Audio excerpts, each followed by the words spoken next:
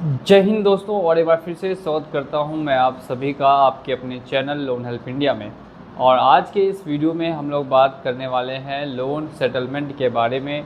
काफ़ी लोगों को लोन अपना सेटलमेंट करवाना है और काफ़ी लोग ऐसे हैं जिन्होंने ऑलरेडी लोन सेटल कर रखा है। तो बात करेंगे जिन्होंने ऑलरेडी सेटल कर रखा है या फिर जिनको लोन कम से कम पे सेटल कराना है, तो पूरा प्रोसेस क्या है, कैसे आप भी अपना लोन आसानी से सेटलमेंट करवा सकते हैं और क्यों बैंक जल्दी लोन सेटलमेंट नहीं करती और ऐसा बोलती है कि अब हमारे पास से लोन सेटलमेंट होना बंद हो चुका है। एक बार फिर से स्वागत करता हूं आप सभी का आपके अपने चैनल पर। और अगर आपने अभी तक चैनल को सब्सक्राइब नहीं किया तो चैनल को सब्सक्राइब करके और साथ ही साथ में बेल आइकन को प्रेस कर दें। तो यहाँ पे हम लोग बात करते हैं लोन डिफ़ॉल्ट। सबसे पहले जब आप लोन डिफ़ॉल्ट करते हैं तो कंपनी मिनिमम आपसे बोलती है कि आप अपना ईएमआई का मिनिमम ड्यू अमाउंट जो इंटरेस्ट होता है कम से कम उतना भी पेमेंट कर दें।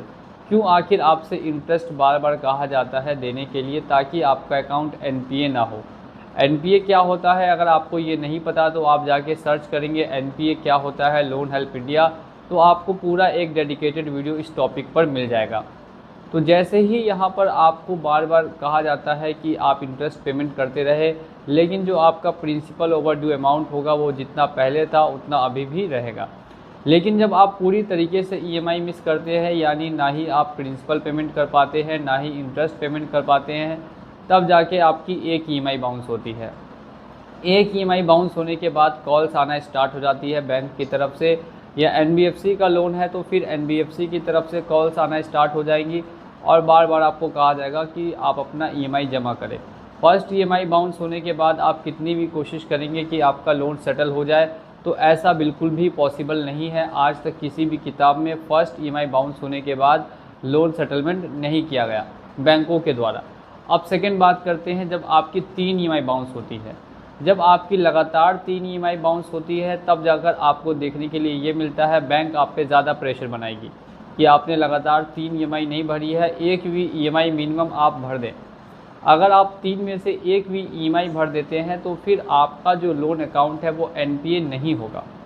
लगातार 3 ईएमआई मिस करेंगे तभी आपका लोन अकाउंट एनपीए होगा, और बिना अकाउंट एनपीए हुए सेटलमेंट हो पाना ना के बराबर है। तो आप इतना समझ जाइए कि जब आप लगातार 3 ईएमआई बाउंस कर देंगे उसके बाद आपका जो लोन अकाउंट है वो नॉन परफॉर्मिंग एसेट्स, यानी कि आपके पैसे से अब बैंकों को कोई फ़ायदा नहीं पहुंच रहा, एनबीएफसी को कोई फ़ायदा नहीं पहुंच रहा। रिकवरी डिपार्टमेंट की तरफ आपका केस भेज दिया जाएगा। रिकवरी डिपार्टमेंट स्टार्ट करता है सबसे पहले रिकवरी करना फुल अमाउंट से। जो आपका फुल ओवर ड्यू अमाउंट है सबसे पहले वो आपको बोलेगा पेमेंट करने के लिए कि आप अपना फुल ओवर ड्यू अमाउंट आपका जितना भी है आप वो पेमेंट करके क्लोज़ करें। लेकिन जब आप वो पूरा पेमेंट नहीं कर पाएंगे, रिकवरी वाले जब आपसे पैसा नहीं वसूल पाएंगे, वो ज़्यादातर कॉल्स करते हैं, कॉल्स करके ही परेशान करते हैं, बार बार मैसेजेस करेंगे और फिर बैंक की तरफ से आपको नोटिस वगैरह भी देखने के लिए मिलेंगे। नोटिस में आपको लीगल डिमांड नोटिस हो गया, आपको वार्निंग नोटिस हो गया, आर्बिट्रेशन नोटिस हो गया, लोन रिकॉल नोटिस हो गया, और ऐसे कई नोटिस सेक्शन 25 सेक्शन 138 कई नोटिस आपको दिए जाएंगे एज आ वार्निंग कि अगर आप पेमेंट नहीं करते हैं तो फिर हम आपके ऊपर आगे कार्रवाई करेंगे। लेकिन फ़िलहाल के लिए कोई भी कार्रवाई दोस्तों आपके ऊपर नहीं की जा रही। 6 महीने जब आपके पूरे हो जाएंगे टोटल कंप्लीट, आज अगर आपने ड्यू किया, आज से लेकर जब 6 महीने हो जाएंगे तब आपको दिया जाएगा सेटलमेंट का ऑफ़र। स्टार्टिंग में जो ऑफ़र मिलता है वो 60% 70% अमाउंट पे या फिर मिनिमम 50% अमाउंट पर मिलता है। अब आप लोग सोचेंगे कि जब पहली बार सेटलमेंट करना ही है, जब सिविल ख़राब करना ही है, तो 50% पे क्यों सेटलमेंट करें? तो देखिए यहाँ पे 50% बैंकों ने आपको कहा है करने के लिए, लेकिन आपके ऊपर डिपेंड करता है आपकी कैसी स्थिति है, आप कितने में कर सकते हैं। ज़्यादातर लोग यही सोचते हैं कि हम सेटलमेंट 20 से 30% पे ही करेंगे और यही सोच के साथ वो बैंकों से नेगोशिएट करते हैं। नेगोशिएट करने का मतलब होता है बार्गेनिंग करना, कि वो अगर आपको 50 बोल रहे हैं आप उनको 20 बोल रहे हैं, वो 40 बोल रहे हैं आप 25 बोल रहे हैं, फिर वो 35 बोल रहे हैं आप 30 बोल रहे हैं। इस तरीके से जब आप नेगोशिएशन करेंगे तो लास्ट में जाकर एक फ़ाइनल आपको ऑफ़र दिया जाएगा। मिनिमम आपको 20% पे होगा और ऐसे एवरेज जो लिया जाता है वो 30% का है कि 30% तक पे कर दिया जाएगा। इसमें भी काफ़ी कंडीशंस लगती है, जो कंडीशंस है वो भी आप समझ जाए।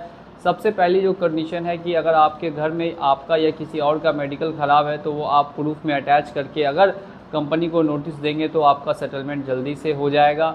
और इसमें दूसरी कंडीशन है, अगर आपकी जॉब जा चुकी है, आप लास्ट 6 महीने का बैंक स्टेटमेंट और जॉब का टर्मिनेशन या रेजिग्नेशन लेटर अटैच करके देंगे कंपनी को या बैंक को, तब कंपनी कब में सेटलमेंट करेगी। मेडिकल इशू है तब कब में सेटलमेंट करेगी, या और अगर अदर किसी तरीके से आपको प्रॉब्लम में फंसे हुए हैं और आप उस प्रॉब्लम से अब बाहर नहीं आ सकते और इसके रिगार्डिंग आपके पास किसी भी तरीके का एविडेंस है तो वो आप बैंकों को देंगे, तो फिर वहाँ आपका सेटलमेंट कम अमाउंट में किया जा सकता है।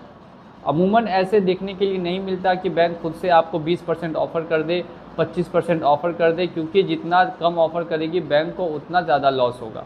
और 20-25% ऑफ़र भी बहुत ही रेयर केसेस में किया जाता है, वो भी कुछ बैंकों के द्वारा। बाकी कुछ बैंक्स ऐसे हैं जो इतना कम आपको बिल्कुल भी ऑफ़र नहीं करते। ये हमने आपको बता दिया पूरा लोन सेटलमेंट का प्रोसेस, जो आपको 6 महीने बाद से स्टार्ट होकर आपको 1.5 साल 2 साल तक में आप पूरी तरीके से लोन को क्लोज़ करवा सकते हैं। इस बीच में सेक्शन 25 सेक्शन 138 बाउंस होगा नहीं होगा, इस टॉपिक पर वीडियो आपको नेक्स्ट आने वाला है। तो अगर आपने चैनल को सब्सक्राइब नहीं किया तो चैनल को सब्सक्राइब करके बेल आइकन को प्रेस कर लीजिए। चलिए चलता हूँ आज के इस वीडियो में और मिलूँगा आप लोगों से अगली वीडियो में बहुत ही जल्द। जय हिंद,